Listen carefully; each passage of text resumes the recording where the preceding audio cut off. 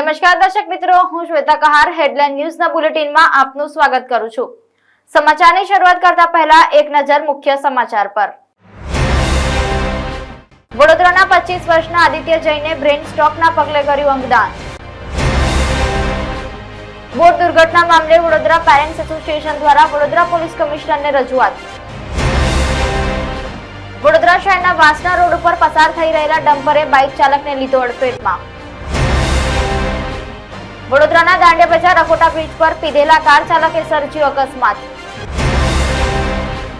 Vadodara traffic police દ્વારા ક્ષમતા કરતા વધારે વિદ્યાર્થીઓ બેસાડતા રિક્ષા વાન સહિત 33 વાહનો કરાયા ડિટેઇન। તો હવે જોઈએ વિગતવાર સમાચાર। વડોદરાના 25 વર્ષીય આદિત્ય જૈનને ઓફિસમાં કામ કરતી વેળા સ્ટ્રોક આવ્યો હતો, જેને પગલે તુરંત તેને ખાનગી હોસ્પિટલમાં સારવાર હેઠળ ખસેડવામાં આવ્યો હતો। જોકે તબીબે તેને મૃત જાહેર કર્યો, જેથી તેને ખાનગી હોસ્પિટલમાં દાખલ કરવામાં આવ્યો। તે દરમિયાન તેને બ્રેન સ્ટ્રોક આવતા તેની તબિયત અચાનક લથડી હતી, જેથી તબીબે તેને બ્રેન ડેડ જાહેર કર્યો હતો। એકનો એક દીકરો આ સ્થિતિમાં આવી જતા પરિવારના માથે આભ તૂટી પડ્યું। ત્યારે મૃતક દ્વારા 21 વર્ષની ઉંમરે જ પિતા સમક્ષ પોતાના અંગદાનની ઈચ્છા જાહેર કરી હતી। તે મુજબ 25 વર્ષે પરિવારની સહેમતીથી આદિત્ય જૈનની કિડની અને લીવરના અંગનું દાન કરવામાં આવ્યું, જે કિડની સુરત જશે અને લીવર અમદાવાદ જશે, જે થકી અન્ય વ્યક્તિઓને પણ નવજીવન મળશે।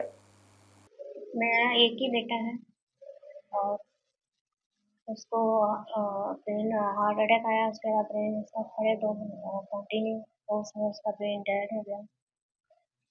और उसके बाद उसका कोई लाइफ बचा ही नहीं। क्या डिसीजन लिया था, कैसे बात किया, जो डॉक्टर ने डिसाइड किया उसके बाद में परिवार ने क्या डिसाइड किया? ब्रेन डेड हो गया था उसका। उसके बाद हमने 48 घंटे उसको देखा था कि शायद कुछ चमत्कार या कुछ हो जाए, पर कुछ भी नहीं। उसके लंग्स भी खराब हो गए थे, हार्ट भी उसका नहीं था, ब्रीथिंग नहीं था। तो फिर डिसीजन तो क्या है, भगवान का आगे तो कोई डिसीजन नहीं। फिर हमने कहा ठीक है, उसकी इच्छा थी कि ऑर्गन्स डोनेट करने, तो हमने ऑर्गन्स डोनेट कर। बेटा तो नहीं, लेकिन बेटे के जो ऑर्गन जिस तरह से आपने डोनेट किए करके समाज को नहीं रहा, ये क्या कहेंगे इस पर? बस ऐसे ही सबको अपने बच्चे का, अगर कोई छोटी उम्र में जाता है बच्चा, तो अपने ऑर्गन्स देने चाहिए, जिससे दूसरे की जान बच सके। ये अच्छी चीज है।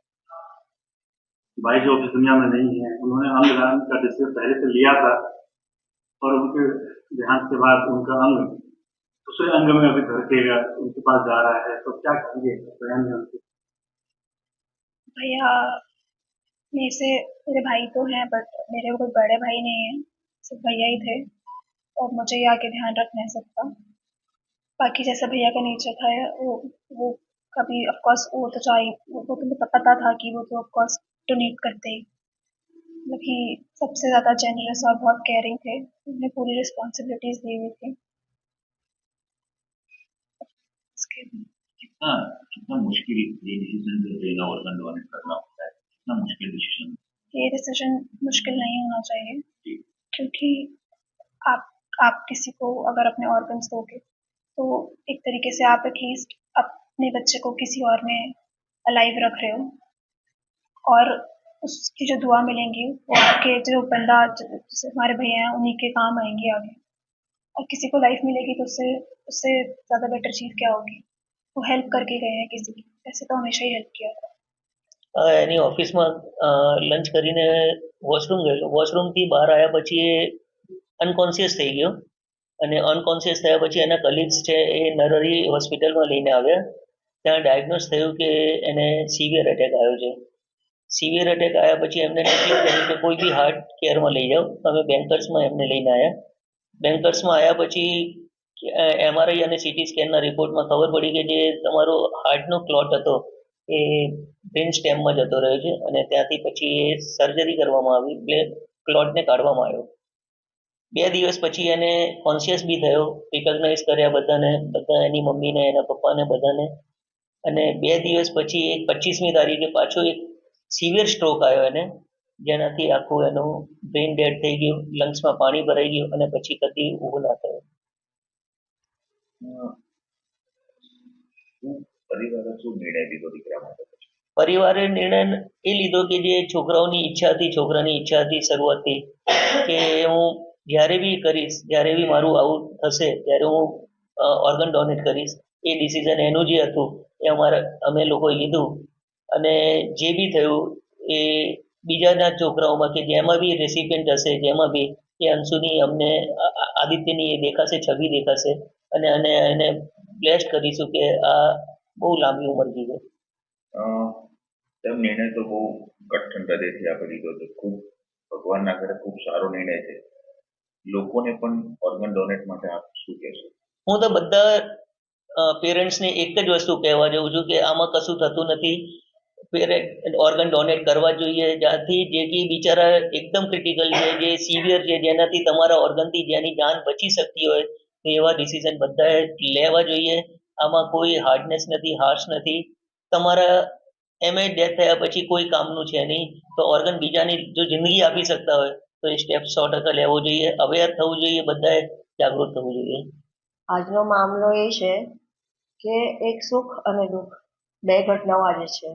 અમારા પેશન્ટ 25 વર્ષનું આદિત્ય જૈન કે જેને બ્રેઇન ડેડ થયું હતું, એના રિલેટિવે અને એને પોતે એક ખૂબ જ પ્રશંસનીય કામ કર્યું છે કે એમને જ્યારે એમનું બાળક આજે દુનિયામાં નથી રહ્યું ત્યારે બાળકના અંગોનું દાન કર્યું છે.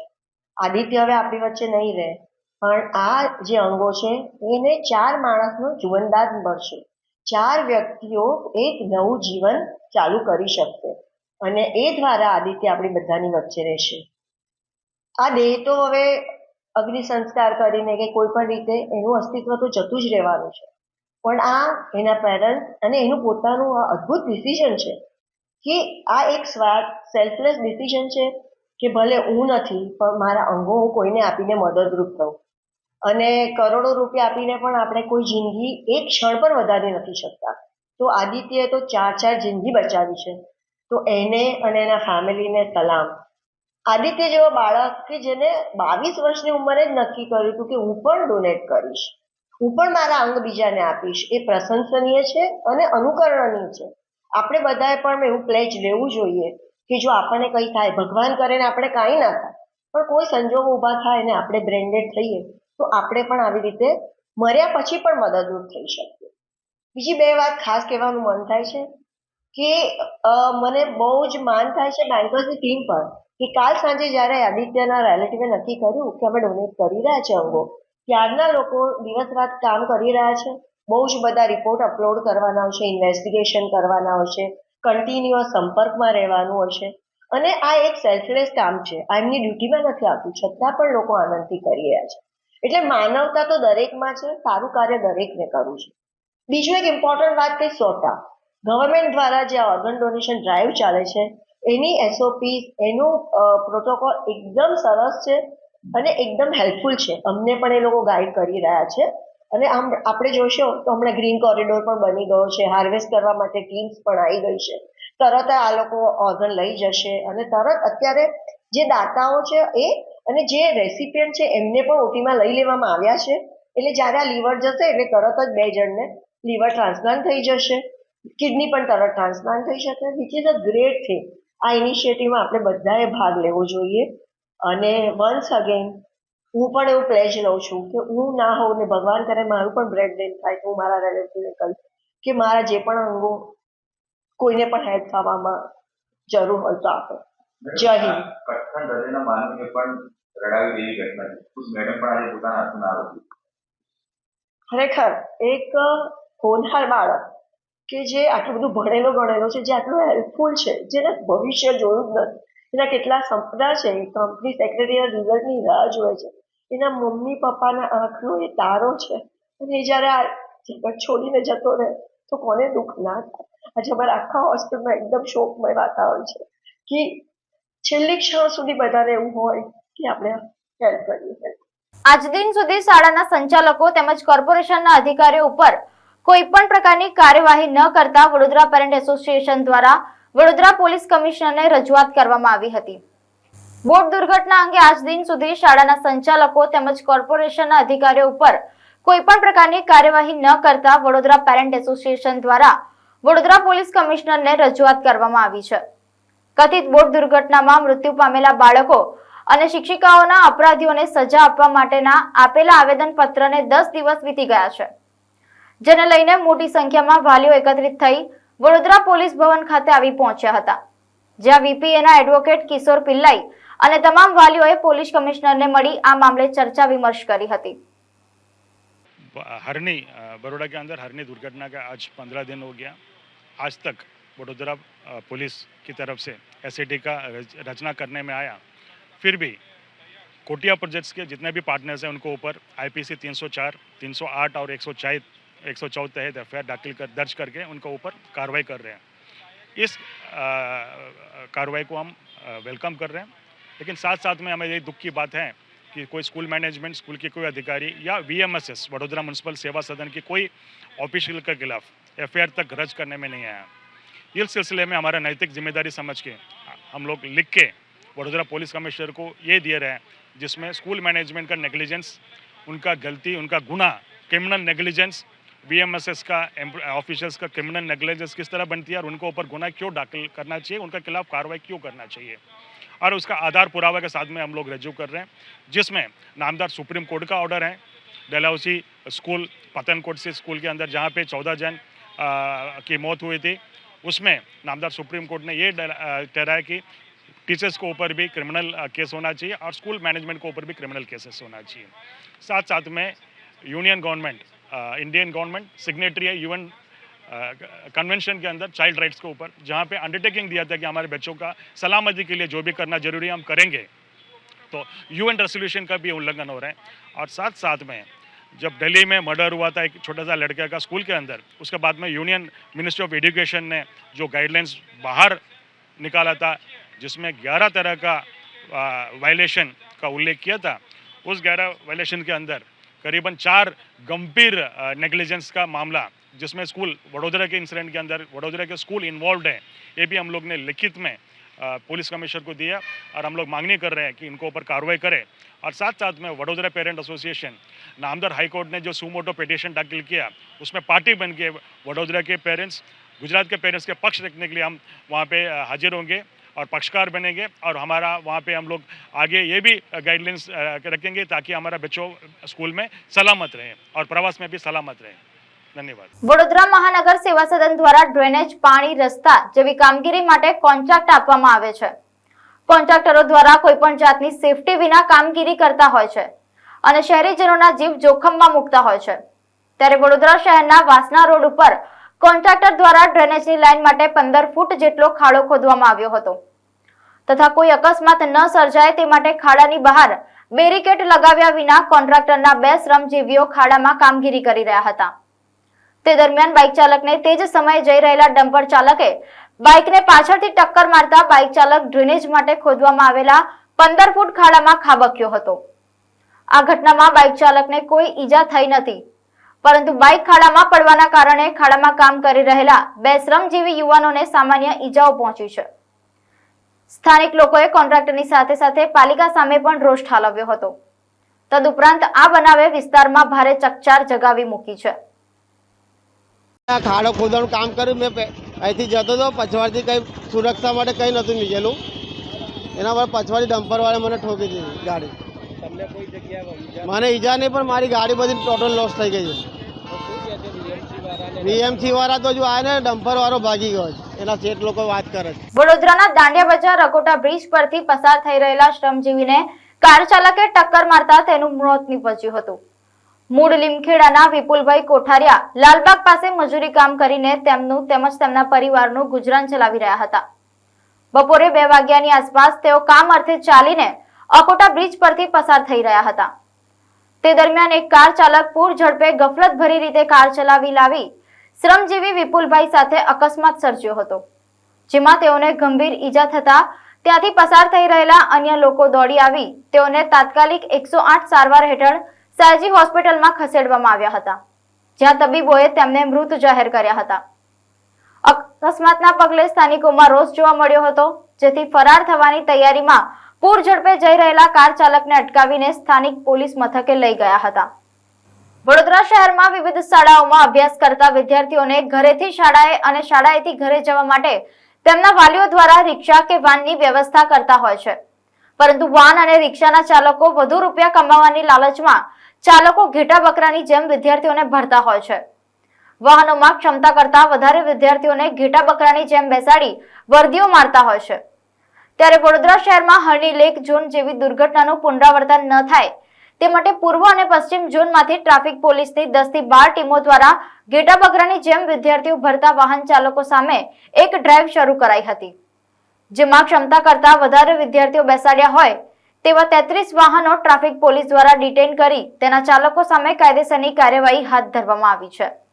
બનાસકાંઠા જિલ્લાના દાંતા તાલુકા વિસ્તારમાં પાછલા ઘણા સમયથી ગરીબો માટે સરકાર દ્વારા અપાતું સસ્તું અનાજ ગરીબોને ન મળતા બારોબાર વેપારીઓ તથા ફેક્ટરીઓમાં વેચાણ થઈ રહ્યાની રાવ ઉઠી છે. ત્યારે કાળા બજારિયાઓને રોકવા માટે હવે જિલ્લા પુરવઠા કે ચૌધરીની ટીમે કાર્યવાહી હાથ ધરી છે.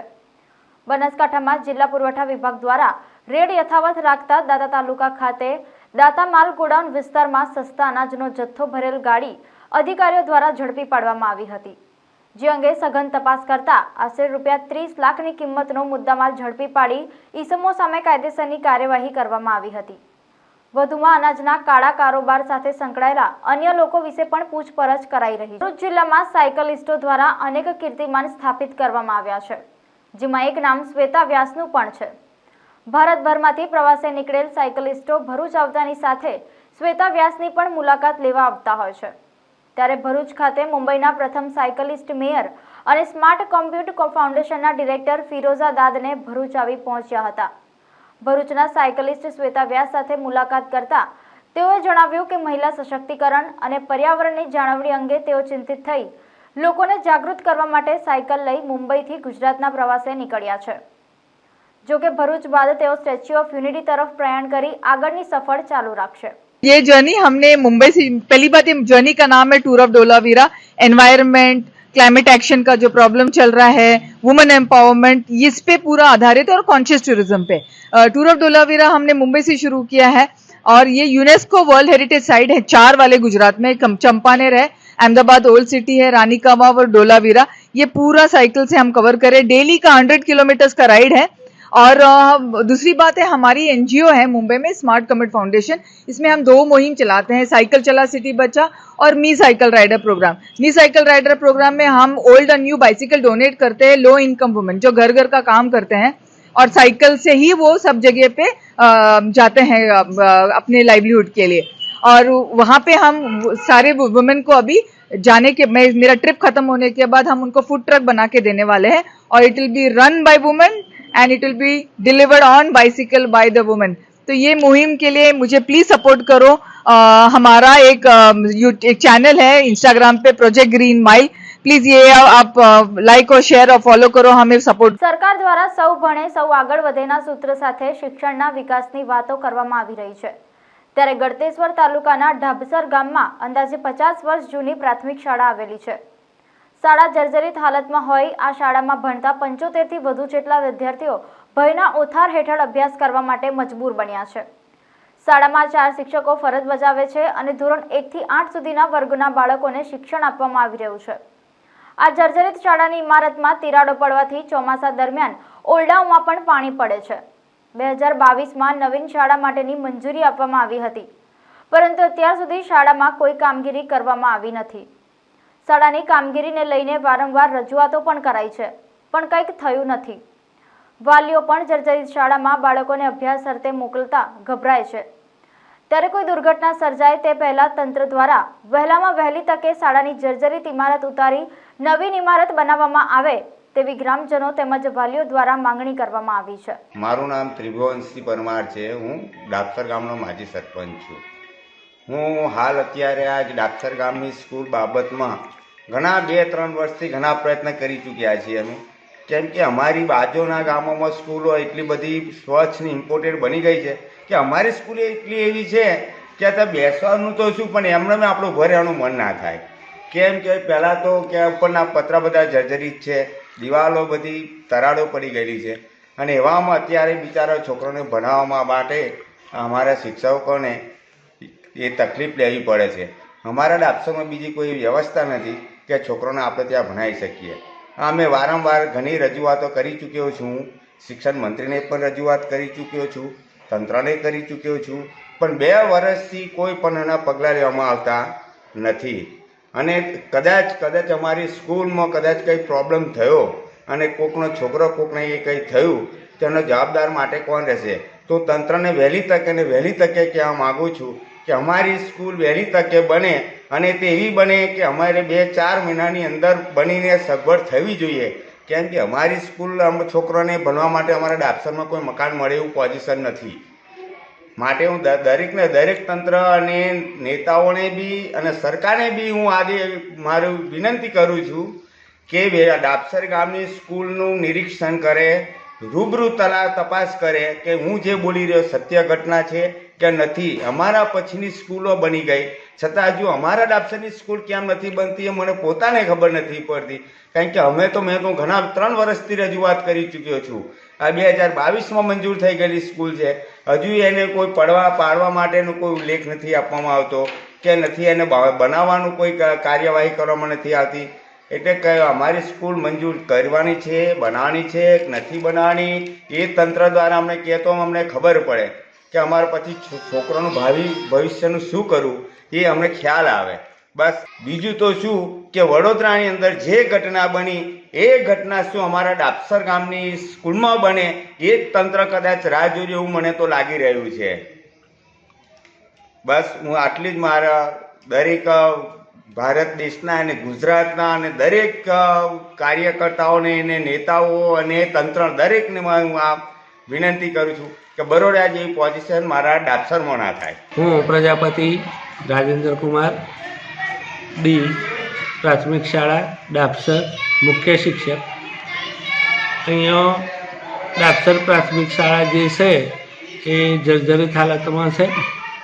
2022થી એ જર્જરિત હાલતનો એને નામશેષ કરવાનો ઓર્ડર આવેલ છે, પરંતુ અત્યાર સુધી નવી શાળાની કોઈ જોગવાઈ થયેલ નથી.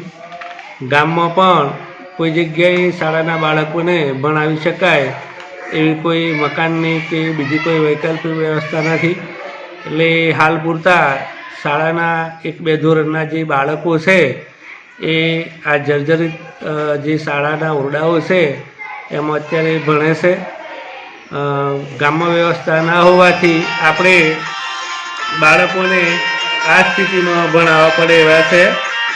એટલે અત્યારે જો નવી શાળાની ટેન્ડર મંજૂર થઈ જાય અથવા તો નવી શાળા મંજૂર થઈ જાય તો બાળકોનું ભવિષ્ય સારું રહે. બાળકોને ભણાવવા જરૂરી છે, બાળકોનું શિક્ષણ બગડે નહીં. એટલા માટે અમે આવી સ્થિતિમાં બાળકોને અત્યારે ભણાવી રહ્યા છીએ. તો ઝડપથી આનો નિકાલ આવે એવી હું વિનંતી. સમાચાર સમાપ્ત કરતા પહેલા એક નજર મુખ્ય સમાચાર પર. વડોદરાના 25 વર્ષના આદિત્ય જૈને બ્રેઇન સ્ટ્રોકના પગલે કર્યું અંગદાન. બોટ દુર્ઘટના મામલે વડોદરા પેરેન્ટ્સ એસોસિએશન દ્વારા વડોદરા પોલીસ કમિશનરને રજૂઆત. વડોદરા શહેરના વાસણા રોડ ઉપર પસાર થઈ રહેલા ડમ્પરે બાઇક ચાલકને લીધો અડફેટમાં. વડોદરાના દાંડિયા બજાર અકોટા બ્રિજ પર પીધેલા કાર ચાલકે સર્જ્યો અકસ્માત. વડોદરા ટ્રાફિક પોલીસ દ્વારા ક્ષમતા કરતા વધારે વિદ્યાર્થીઓ બેસાડતા રિક્ષા વાન સહિત 33 વાહનો કરાયા ડિટેઇન. આ હતા આજના સમાચાર. કાલે ફરી મળીશું નવા સમાચાર સાથે. ત્યાં સુધી હેડલાઇન ન્યૂઝની સમગ્ર ટીમને રજા આપશો. નમસ્કાર.